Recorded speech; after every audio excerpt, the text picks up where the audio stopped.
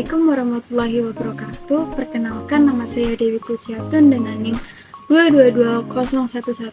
Di sini saya akan menjelaskan materi dengan judul Pengauditan Siklus Perolehan Modal dan Pengembaliannya.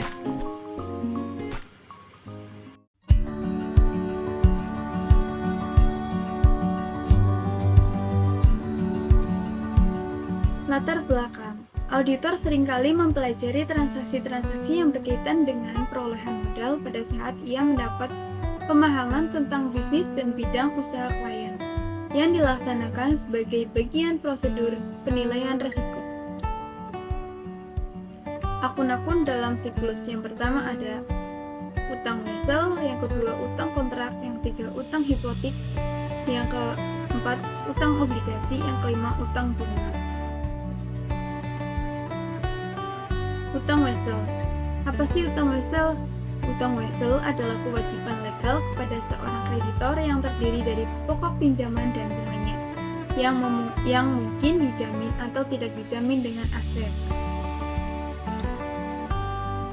Kemudian ke pengendalian internal. Yang pertama ada pengendalian wesel, harus mendapat otorisasi lebih dahulu.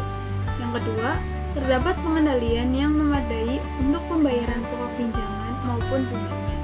Yang keempat, dokumen dan catatan yang memadai. Yang kelima, verifikasi independen secara periodik.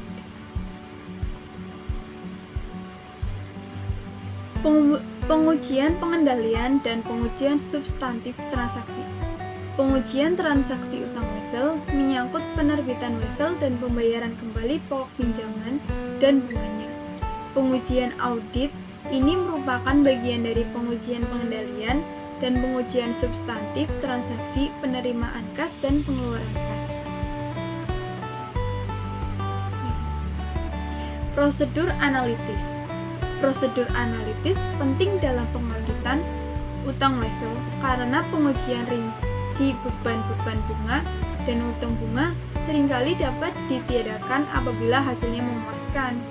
Prediksi independen auditor atas beban bunga dengan menggunakan saldo utang di jalan dan tingkat bunga, dan membantu auditor dalam menilai kewajaran beban bunga dan juga menguji kemungkinan adanya utang wesel yang tidak dicatat. Pengujian rinci saldo. Titik tolak yang biasa dilakukan dalam pengauditan utang wesel adalah daftar utang wesel dan utang bunga wesel yang diterima auditor dari klien. Banyaknya pengujian tergantung pada materialitas utang wesel dan efektivitas pengendalian internal. Ekuitas pemilik. Perbedaan pengauditan ekuitas pemilik antara perseroan publik dan perseroan tertutup. Perseroan tertutup jarang membayar dividen, dan auditor hanya membutuhkan sedikit untuk memeriksa ekuitas pemilik. Walaupun auditor harus tetap menguji catatan perusahaan.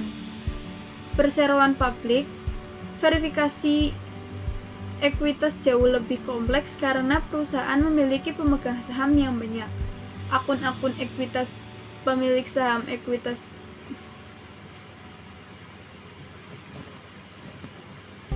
Akun-akun ekuitas pemilik saham dalam perseroan publik yang pertama ada modal saham biasa, yang kedua agio saham, yang ketiga laba ditahan dan dividen yang bersangkutan.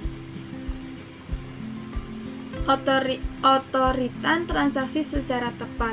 Karena hampir setiap transaksi ekuitas pemilik material, banyak transaksi semacam ini harus mendapat otorisasi dari Dewan Komisaris. Berikut adalah sejumlah transaksi yang biasanya memerlukan otorisasi khusus. Yang pertama, penerbitan modal saham, yang kedua pembelian kembali modal saham, yang ketiga pengumuman dividen.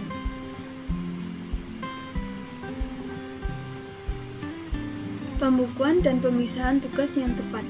Apabila perusahaan menandai sendiri catatan transaksi saham yang beredar, pengendalian internal harus memadai untuk memastikan bahwa pemegang saham sesungguhnya diakui dalam catatan perusahaan.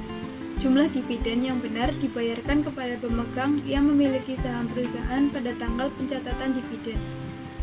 Potensi kecurangan aset diminimalkan. Pengauditan modal saham dan agio saham. Transaksi yang terjadi telah dibukukan. Itu tujuan transaksi kelengkapan. Yang kedua, transaksi modal saham terbukukan sungguh-sungguh terjadi dan telah dicatat dengan tepat. Yang ketiga, modal saham telah dicatat dengan akurat. Yang keempat, modal saham telah disajikan dan diungkapkan dengan tepat. Transaksi yang terjadi telah dibukukan. Tujuan ini dapat dicapai dengan mudah apabila perusahaan klien menggunakan registrar, independen, atau agen transfer.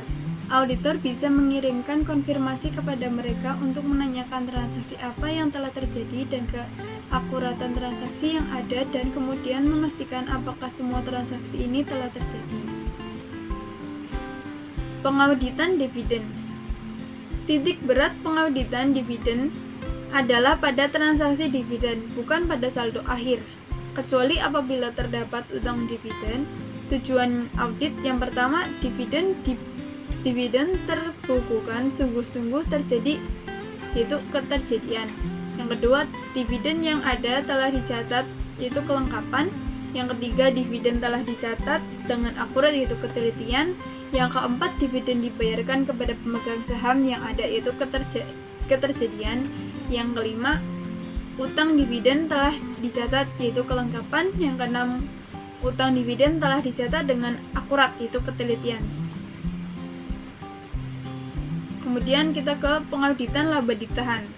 Untuk memulai pengauditan atas laba ditahan, auditor pertama-tama menganalisis laba ditahan selama periode yang diaudit. Schedule audit yang menunjukkan analisis biasanya merupakan bagian dari arsip permanen mencakup deskripsi setiap transaksi yang mempengaruhi akun ini. Setelah auditor yakin bahwa transaksi-transaksi terbukukan sudah dengan benar sebagai transaksi laba ditahan, tahap berikutnya adalah memutuskan apakah transaksi-transaksi tersebut telah dicatat dengan benar. Bukti audit yang diperlukan untuk menentukan akurasi tergantung pada sifat transaksi. Terima kasih. Ternyata materinya sudah selesai. Ya, sekian materi yang dapat saya paparkan. Semoga materi tersebut dapat tersampaikan dengan baik kepada para audiens. Sekian. Wassalamualaikum warahmatullahi wabarakatuh.